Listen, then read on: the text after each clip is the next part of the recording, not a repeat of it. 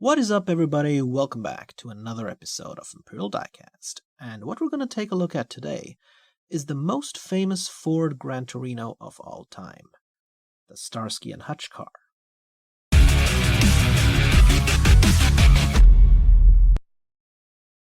Now, I wanted to get the 124 Greenlight Ford Gran Torino for a long time, but it was always on the back of my wish list until it sold out about a year ago. I think only the doors were openable on that model, and it didn't have raised window glass, so it wasn't a high priority purchase for me at the time. But then I came across this, a recent release by Norev with an MSRP of like 12 euros, and I thought, wow, that's like Altaia price. So let me get it, and I'm kinda happy that I did. 143 Gran Torinos usually go for at least twice the price, and so for what you pay, you get an excellent model here. And this was a popular car even in real life. I mean, Ford sold hundreds of thousands of these Gen 3 Torinos. Of course, made famous by starring in Starsky and Hutch. Keep in mind though that Greenlight has the license to make replicas with the TV series branding, while Norev doesn't. That's why Norev not only didn't sell this under the Starsky and Hutch branding, but also took some artistic license with the model, which kinda annoys me. For example, Norev for some reason removed the Ford branding on the hood above the front grille. Although at the back of the car it does say Ford, and it's also branded as such on the undercarriage. It's also supposed to say Gran Torino behind the front fender, below the white stripe, but Norev once again forgot or deliberately avoided printing the car make. Torinos were made from 68 to 76, so this is its last year. This is a Gen 3 Ford Torino, just like the 1972 Torino, but it looks quite different from the 1972 Torino, especially when it comes to the front grille, which is much broader here.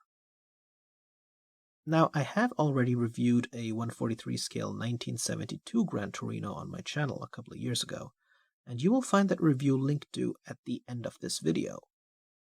But this is the 1976 Gran Torino that came out a few years later, with not just a redesigned grille, but overall it looks like a different car altogether.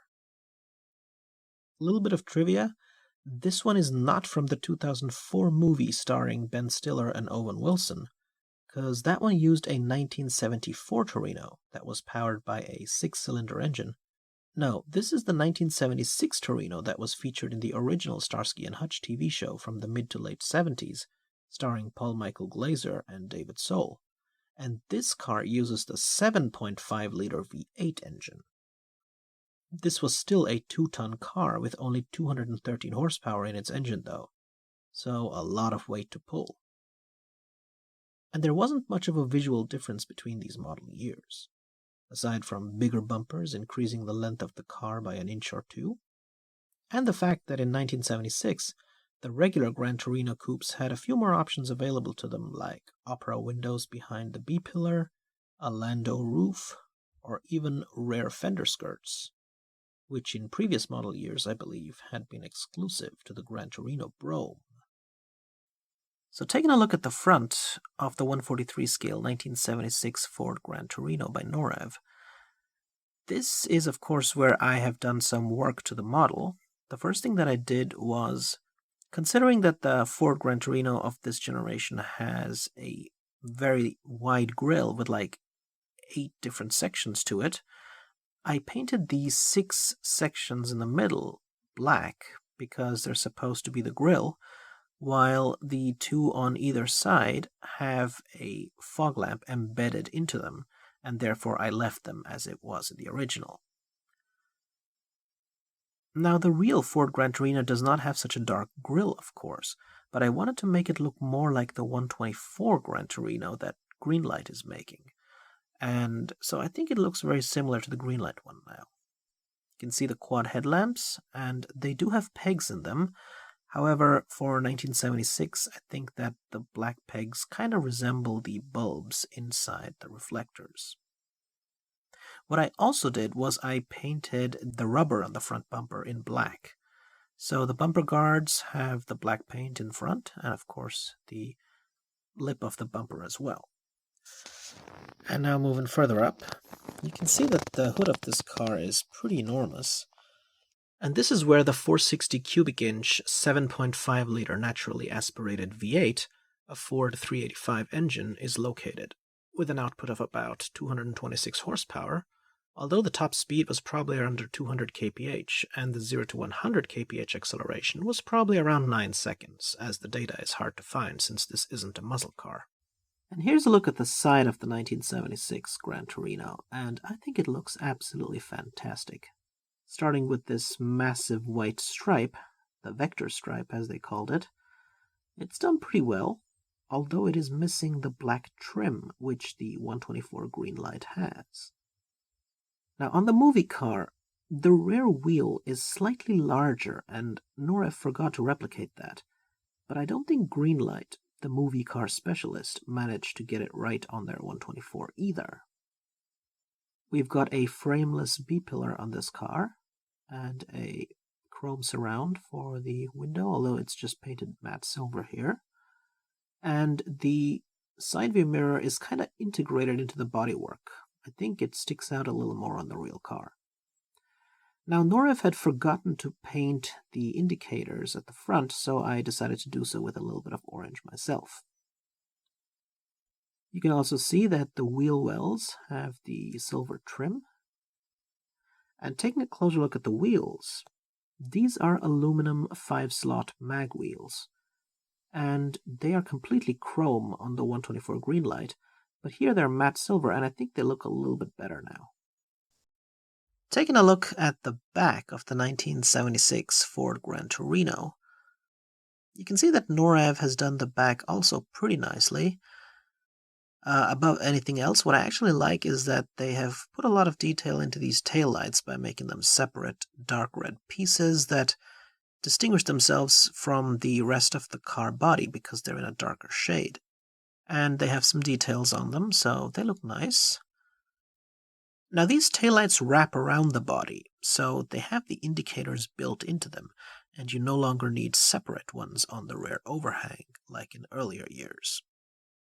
The car does not have any rear license plate, or front license plate for that matter, and again, just like in the front, I used some matte black paint to sort of simulate the rubber here on the rear bumper and the bumper guards.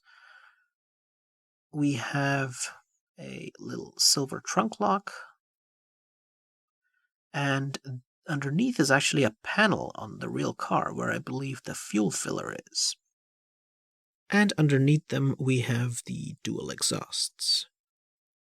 Looks great, doesn't it?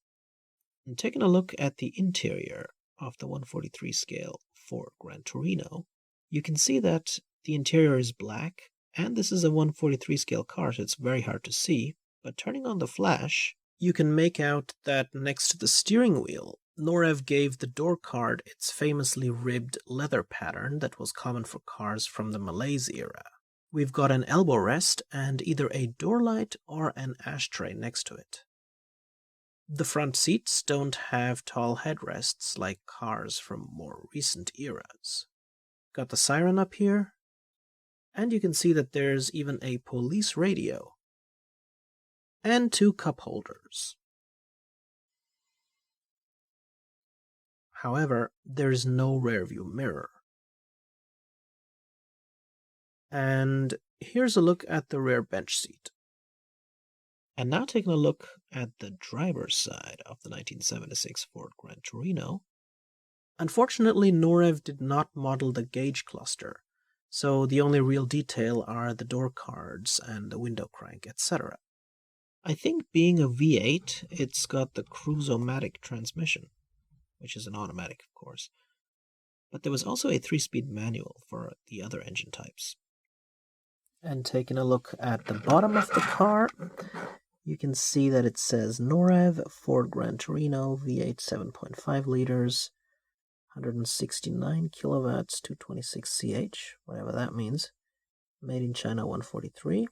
Got a little bit of detail for the exhaust system, and then we have here, of course, the fuel tank and the dual exhausts, and that's about it.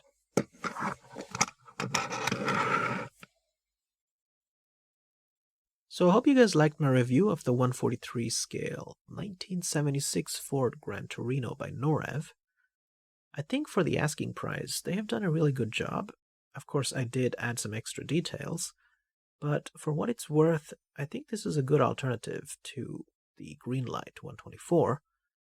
And if you're interested in a review of the 1972 Gran Torino, you can find it here.